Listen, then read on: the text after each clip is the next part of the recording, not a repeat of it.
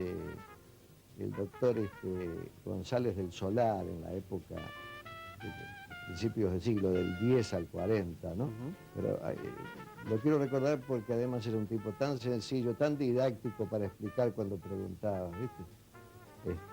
Y ahora todo eso también se ha perdido, nadie sabe nada, ni nadie quiere aprender, que es lo más grave. Comienzo de un combate, como decía Juan Lorenzo, un combate más en función de lo que sería el desarrollo, pero No tenía sin cuestionamientos en general con No por la tenía tarjeta, experiencia, ¿no? Enrique, tampoco para enfrentarse a un monstruo como ya era Loche, que reitero, ya estaba por el 9º año del profesionalismo. Loche tuvo exigencias desde el comienzo, cuando él le gana a Ginea Nascimento hacia adelante.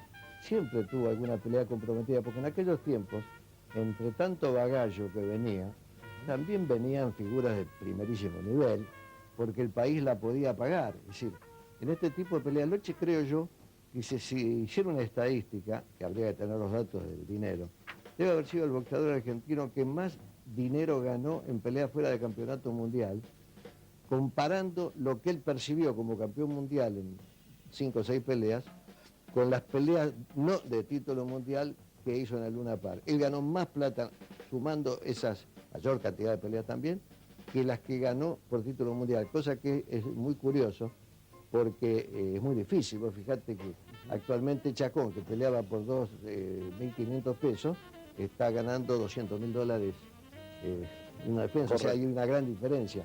Pero Loche no creo que nunca haya peleado en Buenos Aires con menos de 10 o 12.000 personas. La media de él debe haber estado en 15.000 personas. Algunas anécdotas que pude ir aportando a partir de crónicas, en este caso crónica de El Beco, el gráfico. Entre las 10 o 12.000 personas estuvo, bueno, Nicolino Felipe, por entonces con 8 años, hijo de Nicolino en la ringside. Hombre que además, chico, perdón, que entonces aparecía además frecuentemente en todas las presentaciones televisivas que tenía Nicolino, por él mismo sábado a la tarde o en ese fin de semana cada vez que venía para Buenos Aires. Pero creo que lo ponían más que él se ponía. Era muy, muy introvertido. Exactamente.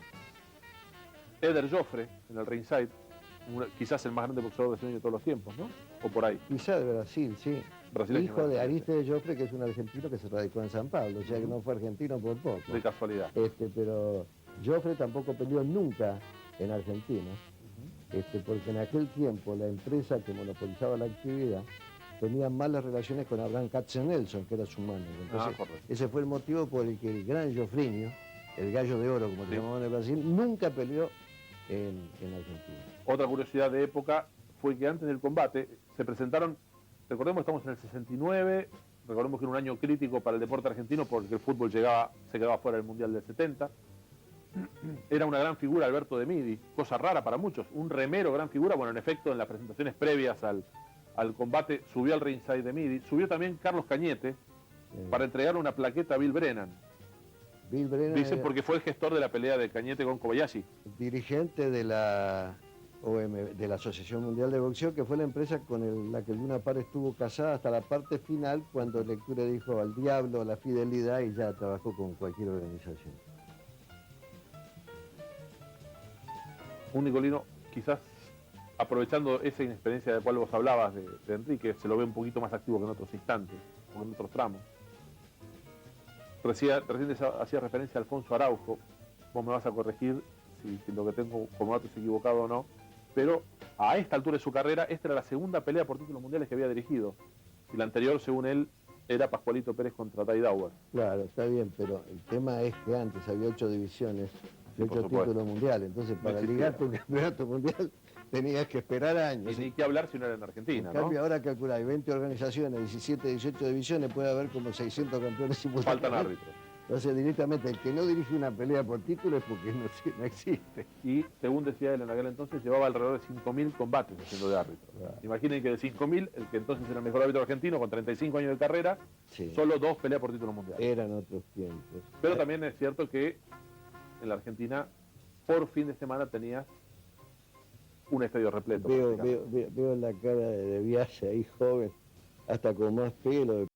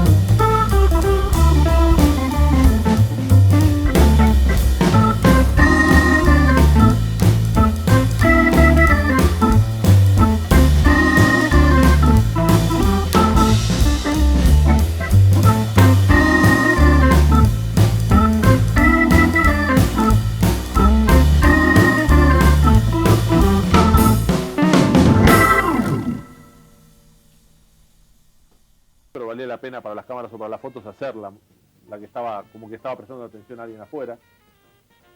Y también otro elemento que por ahí es sorprendente viendo imágenes ya más extensas de un combate. No solamente el tema del visteo de Nicolino, del trabajo de cintura, sino cómo amortiguaba con el cuello o con el trabajo de la cabeza los Y golpes. aparte palanqueaba mucho, y un tipo sobre una caja torácica enorme, porque Loche era un fenómeno, no tenía cola prácticamente, Claro, sí. ni piernas, pero tenía una caja torácica espectacular.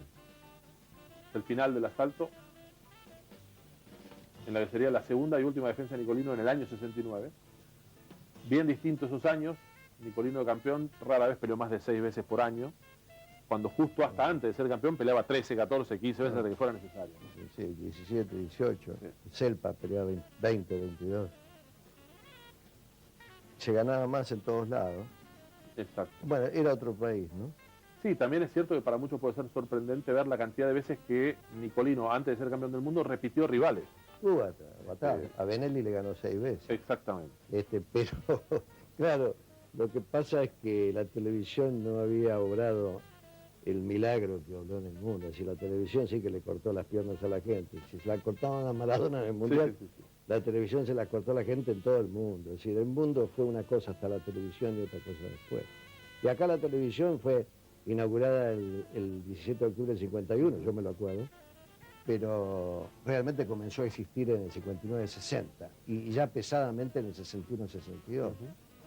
¿No es cierto? Entonces, hasta ese tiempo, yo el partido, cuando Racing empata con Lanús en el 58 y sale Sí. campeón, yo la vi en las Galerías Pacífico en unos televisores que estaban en el medio. Me acuerdo que me había quemado mucho ese día. Racing empató 3-3, si mal no recuerdo, y se coronó campeón. En ese tiempo era un mundo distinto, Gonzalo. Estamos hablando de hace 45 años. Ahí estamos viendo justo algo de los clásicos que más nos gustan a algunos de Nicolino. Todo el movimiento con la cabeza y con la cintura que hace que los golpes cortos del rival pasen todos rozando por la pelada de Nicolino. Y a veces lo bloquea con el codo. Ahí estaba Julio Istueta sobre el otro rincón, que era un exboxeador odontólogo y bueno. Y salía, se reía él, entonces mencionaba a boxeadores de otros tiempos, incluido el Negro Thompson, que todavía está.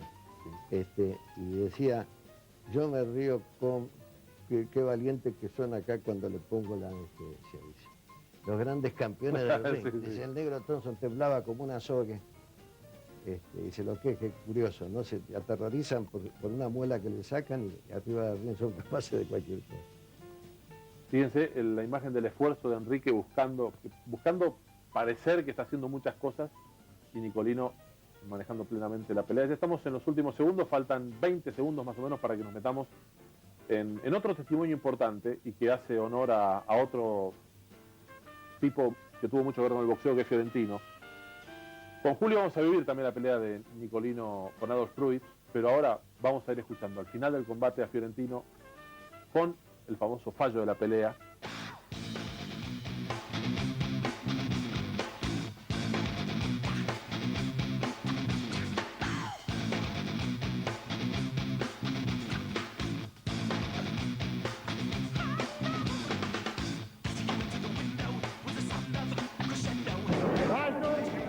De la pelea, tarjeta del señor Ester, ganador Loche. Tarjeta del señor Albín, ganador Loche. Tarjeta del señor Franchini, ganador Loche. Ganador